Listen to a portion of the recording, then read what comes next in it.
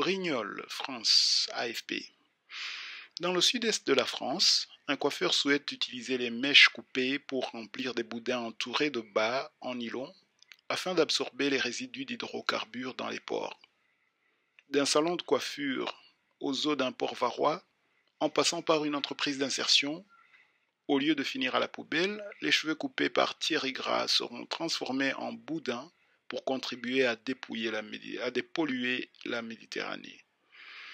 Le cheveu est lipophile, c'est-à-dire qu'il absorbe les graisses et les hydrocarbures, explique à l'AFP le coiffeur à l'origine de cette initiative depuis son salon de Saint-Zacharie dans le sud-est de la France. Grâce aux boudins absorbants remplis de mèches, il espère lutter contre la pollution, même infime, de l'eau des pores. Utilisée depuis des années pendant les marées noires, cette technique est intéressante car elle valorise des déchets dans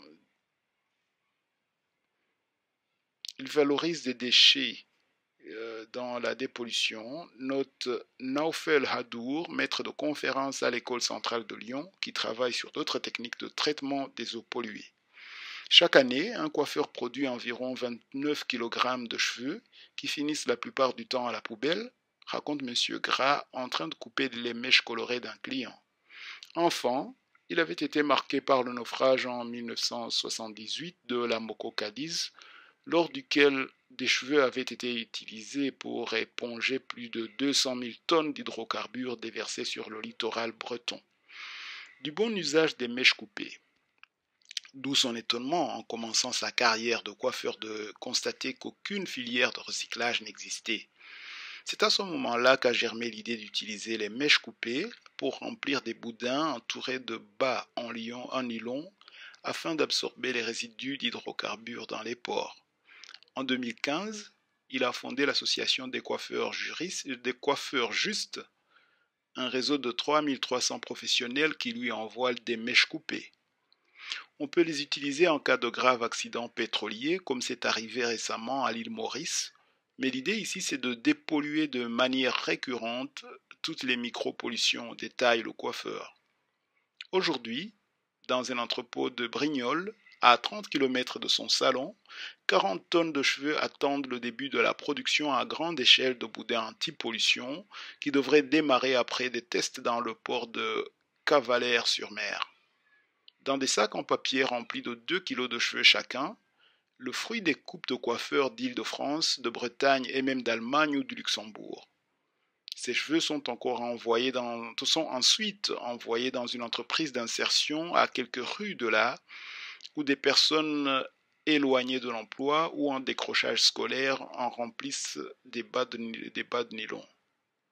Un processus valorisant pour les employés puisqu'il s'inscrit dans un but environnemental selon Sophie Jean-Pie, encadrante. À long terme, les boudins pourraient être vendus 9 €, la moitié revenant à cette structure d'insertion. Des tests en cours sur une dizaine de boudins. Pour le moment, ils sont envoyés au port de Cavalère-sur-Mer où une dizaine d'entre eux sont testés depuis le début de l'été près de la station essence, le long des quais et de la coque des bateaux. L'eau finit toujours à la mer. La pollution, c'est pareil, note le maire de Cavalère et PDG du port, Philippe Leonelli, qui se réjouit de pouvoir désormais vider les eaux du port de gouttelettes d'hydrocarbures s'échappant notamment des moteurs des 1100 bateaux qui s'y abritent.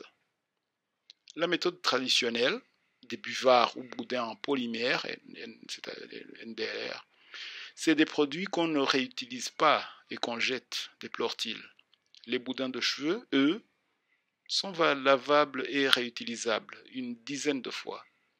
Différents ports fluviaux ou maritimes en France se sont montrés intéressés pour commander des boudins varois.